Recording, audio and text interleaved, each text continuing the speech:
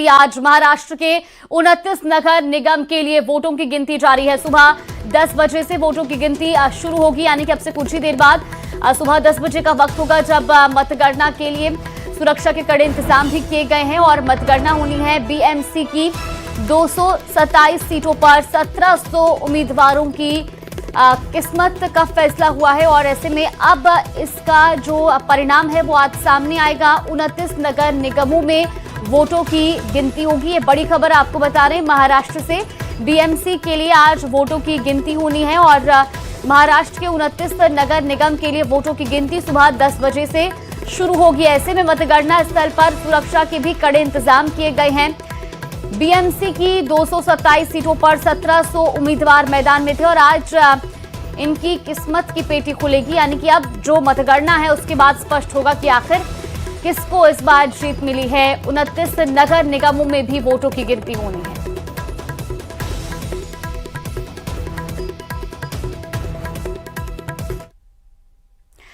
देश की सबसे अमीर नगर पालिका बृहन्मुंबई नगर पालिका बीएमसी समेत महाराष्ट्र के 29 नगर निगमों के लिए मतदान की प्रक्रिया पूरी हो चुकी है।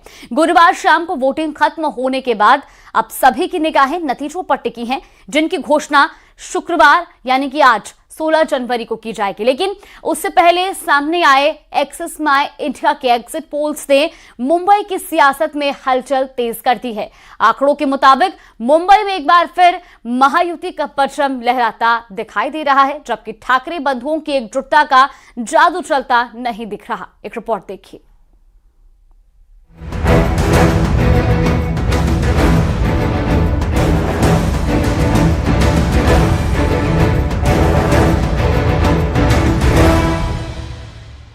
महाराष्ट्र में 29 नगर निगमों के लिए मतदान पूरा हो गया है। शाम 5:30 बजे तक मुंबई सहित ठाणे, नवी मुंबई, पुणे, नागपुर और अन्य प्रमुख नगर निगमों में वोट डाले गए, जिसमें आम से लेकर खास सभी ने बढ़ चढ़कर अपने मताधिकार का इस्तेमाल किया। नेताओं से लेकर बिजनेसमैन तक और फिल्म स्टार से लेकर खिलाड़ियों तक सभी लोकतंत्र के इस पर्व में शामिल नजर आए, अपने घरों से निकलकर वोट डालने पहुंचे। वैसे तो महाराष्ट्र में 29 नगर निगम हैं, लेकिन सबकी नजर बीएमसी यानी बृहन्मुंबई महानगर पालिका पर है और सवाल एक ही है कि आखिर कौन बनेगा मुंबई का किंग। बीएमसी की 227 सीटों पर 1700 उम्मीदवार चुनावी मैदान में हैं, जहां सत्ताधारी महायुति की सीधी टक्कर ठाकरे ब्रदर्स की सेना से है, जो 20 साल के बाद बीएमसी चुनाव में साथ आए हैं। बीएमसी चुनाव के दौरान वोटिंग के बीच सियासी बयानबाजी भी तेज दिखी। मतदान के बाद जो इंक लगाई जाती है तुरंत वो निकाली जा सकती है।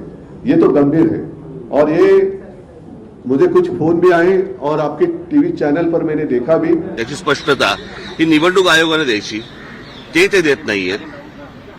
मागितल्यानंतर पत्र पाठवल्यानंतर पण ते देत नाहीयेत आणि आज तर अजूनच वेगळं काहीतरी की बाबा आजपर्यंत ती इंक लावली जायची, बरं का।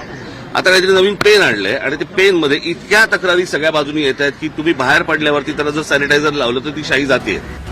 चुनाव प्रक्रिया पर सवाल उठे तो जवाब सत्ता पक्ष की तरफ से भी आया। पलटवार में कहा गया कि विपक्ष पहले से ही हार का बहाना तलाश रहा है। देखिए, अभी मैंने ये मार्कर मेरे को लगाया हुआ है, अब इसको मिटा के दिखाइए।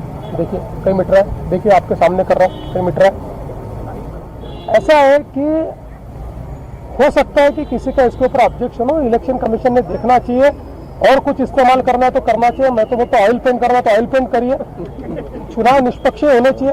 अभी मैंने चुनाव आयोग से भी बात की, वो बोले 2012 से यही इनको हम इस्तेमाल कर रहे हैं। तो विपक्ष को पता है कि वो पराजित हो सकते हैं, इसलिए पहले से ये जो कारण है वो ढूंढ रहे हैं। बीएमसी को ठाकरे परिवार के गढ़ के रूप में देखा जाता है, इसलिए बीएमसी चुनाव को उद्धव ठाकरे के लिए सबसे बड़ी राजनीतिक परीक्षा माना जा रहा है।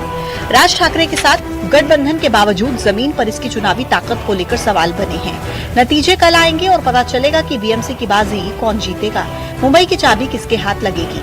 एक्सिस माय इंडिया के एग्जिट पोल के हिसाब से बीएमसी के 227 वार्ड में से बीजेपी गठबंधन को 131 से 151 सीटें मिलने का अनुमान है। यूबीटी को 58 से 68 सीटें मिल सकती हैं। फिलहाल असल नतीजों के लिए कल तक का इंतजार करना होगा। Bureau report news